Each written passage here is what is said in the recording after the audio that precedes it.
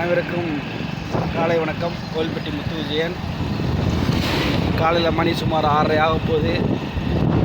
காலையில் slow jacking நான் போகிறேன். நான் பண்ணுற இடத்துக்கு போய்க்கிருக்கேன் நான் வண்டியில் 2 வீலரில்.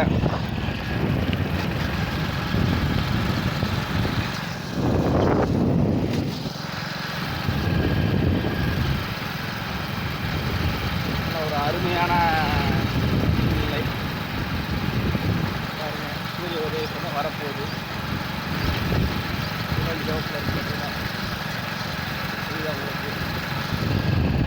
அதே மாதிரி இரவு சீக்கிரம் உறங்கி காலையில் சீக்கிரம் எந்திரிக்கிறது நல்ல ஒரு பழக்கம்.